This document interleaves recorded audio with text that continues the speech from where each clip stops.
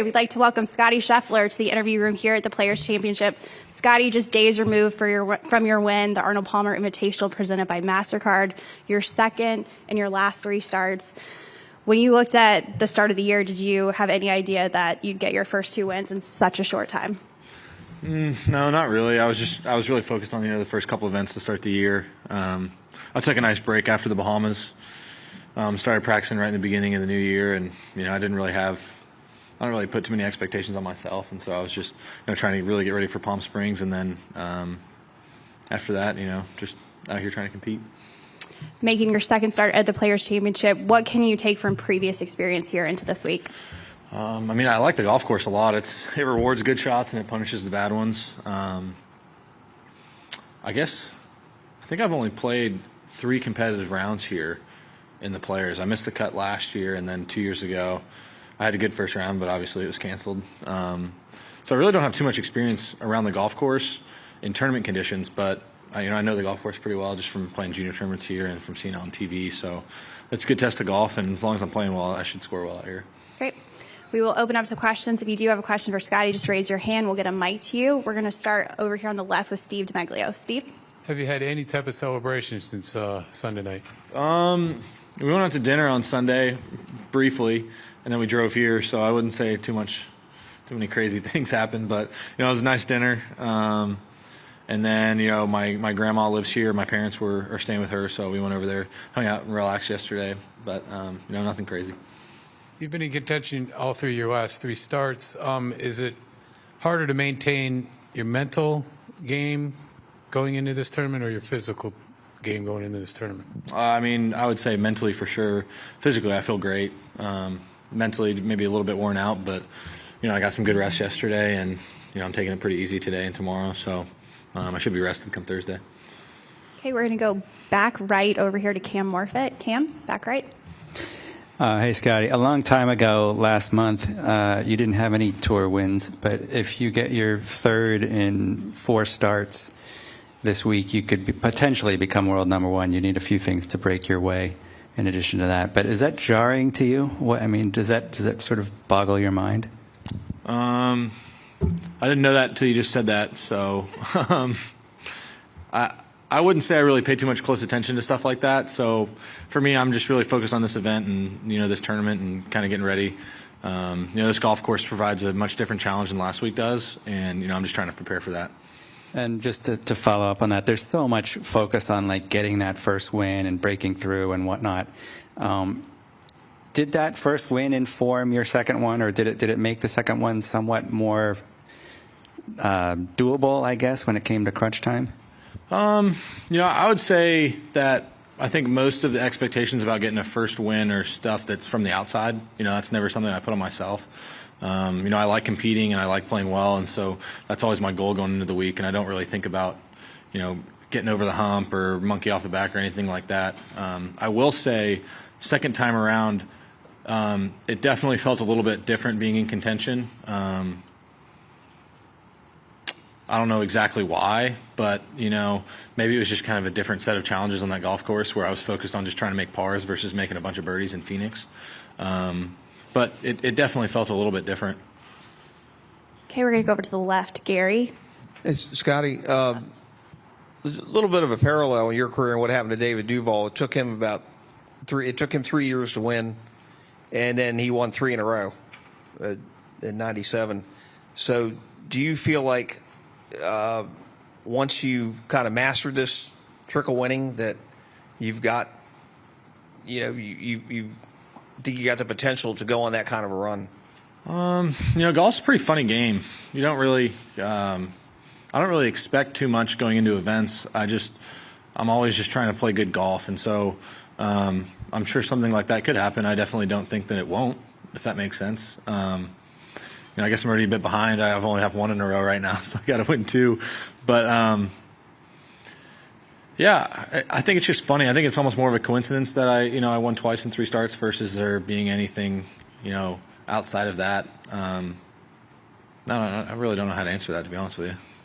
And how much did your Ryder Cup experience play into you closing out the 2 victories? Obviously that's a different kind of pressure and even more kind of. But did that help you maybe mentally get over this hump to win a stroke play event? Yeah, I mean, I think the Ryder Cup was definitely kind of a stepping stone, if that makes sense, in my career. That was always a tournament I always dreamed of playing. I always wanted to be on that team. I love the Ryder Cup. I love playing for my country, and there's a few guys on that team that kind of had my back and basically.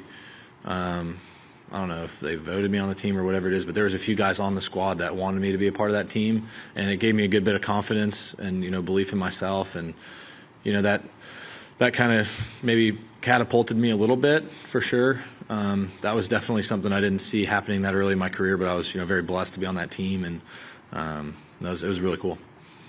We'll stay over here on the left with Steve. Okay, this might sound stupid, but have you ever won back-to-back weeks? Maybe in high school. Not that Nothing stands out. Actually, I think I did in college. I think I won maybe our last regular season event, and then I think I won Big 12s in a row. I don't know if it was back-to-back weeks, but it was back-to-back tournaments, I think. You might have to fact-check me on that one, though. But coming off a win, do you think any differently going into the next week? I would say, if anything, I'm trying to get more rest. I think winning and being in contention kind of drains you a little bit, especially on a golf course like we were playing last week. And so the beginning of this week, I'm definitely not going to be doing that extra stuff that I kind of do before these events. I'm definitely taking it a bit lighter at the beginning of the week, kind of knowing that everything's in pretty good form. Okay, we're going to go back right to Kevin. Kevin? Hey, Scottie. Hey, Kev. Congrats, sir.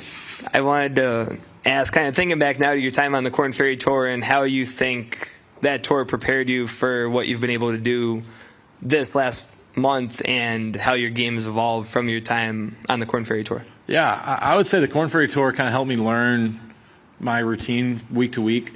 In college, maybe I play 20 events a year, and they're 3-day events. I'm only gone for 5 days max, pretty much, unless it's the US Am or something like that, maybe Western Am. And it's a lot different getting on the Korn Ferry Tour. I think my Korn Ferry year, I played 30 events, and it's full weeks too. It's going for 4 or 5 week stretches at a time, and I definitely learned a lot about what makes me play well week to week. I kind of learned the value of rest then, which was good for me to learn. We're going to go to the front row with Tom. Tom? Hey, Scottie. You won last week shooting 5 under, 3 weeks before that shooting 16 under. Is there a different mental preparation for the difference in the courses, like especially now in Florida as opposed to the ones in the West Coast? Yeah, I would say that last week was funny. The beginning of the week, the greens were soft. Like we played a practice round on Tuesday, and we had a little game, and I think maybe the winner was like 5 under for 9 holes, just because the golf course was completely different. I mean, pins in the middle of the greens are soft, totally different. And so I had played that event 2 years ago, and it got crazy like it did this week, and so I kind of knew what to expect, but I didn't expect it to change that fast. By the time we got on the golf course Friday afternoon, it was completely different. And the wind had picked up. The greens were insanely firm, extremely fast. I think the scoring average Friday afternoon was like 3.5 strokes over par. And so it already got to the conditions that it was on Saturday and Sunday. And so, last week was kind of an anomaly, I think. It was definitely a strange week. But as far as preparation goes, not too much. I'm still focused on, all aspects of the game and just trying to improve. Go to Mark Canizara. Hey, Scottie. With Tiger going into the Hall of Fame tomorrow, I'm curious what your first memory was watching him and what kind of an influence he was for you personally. So my first memory is really watching him that I can remember is probably the chip-in at the Masters. I think I was maybe 9 at the time. I don't really remember much before that. The rest of it I kind of have to remember from YouTube. But, I mean, he's an inspiration for all of us. Just the way he plays golf, it's pretty ridiculous. I mean, his statistics and the way he plays and swings is, it's so radically different from the rest of us and how we play golf and approach the game. And, he's obviously accomplished just a ridiculous amount. And so, I spent a lot of time on YouTube just kind of watching stuff, watching his swing and just trying to learn little bits and pieces of what I can from that. And, it's really hard to put into words what he's done for us out here. He's, totally changed our lives. Right here in the middle with Adam. You've put the question to bed about when are you going to win. How good does it feel to not have to answer that question anymore? Well, So if you want me to be completely honest, I never really had to come in this room before, so I didn't really get it asked too much to me. I don't really remember doing too many of these, so I didn't really have to answer it too much. So it's not that big of a deal. Why do you think so many of the top 10 players are, 25 and under right now? I think guys are coming out more prepared. College golf is, I think, a lot different than it used to be, especially when you kind of play at one of the bigger schools. I think the schedule that we played in college kind of really prepared us to be able to come out here and play good golf, just because we're playing similar golf courses, similar conditions. I've played probably the second firmest greens I can remember, other than Bay Hill, were maybe a college tournament. We played some difficult golf courses, and guys are coming out prepared, and we also have that belief now. I think for me, Jordan really kind of changed a lot of that when he came out here and he won when he was 19, and it was kind of one of those deals where, I had a personal connection with him, and so, he kind of gave, a lot of the guys from Texas like me and Will, that belief that we can come out here and play well at a young age. It doesn't have to, you don't have to wait till you're 25 and 30 to get some experience under your belt. You can come out and play well. Who do you think's doing better in the PIP standings, you or your grandma? Probably grandma. She made more headlines than I did. Adam, if you'll pass that right behind you to Sam, we'll go to Sam. Scottie, can you identify when the biggest jump you made as a junior player was, and what did that look like? That's a good question. Biggest jump as a junior? I would say kind of towards the end of my high school career, I finally kind of grew into my body. I had a huge growth spurt maybe like my sophomore year of high school, and I didn't really kind of figure out where my arms and the rest of my body were, just because I grew and got so much longer. And so I'd really say kind of towards my junior, senior year, I kind of started to, feel more consistent. And then I had two pretty nice wins, one of them being the U.S. Junior, where it's a really long week. I played against a bunch of really good guys, and then, that's really the first time you're kind of playing in front of television cameras and stuff like that, and there's really, a ton of pressure. And I'd say, tournaments like that is kind of where I made, a jump from being a good junior player to, really believing like it's something that I could do for a living.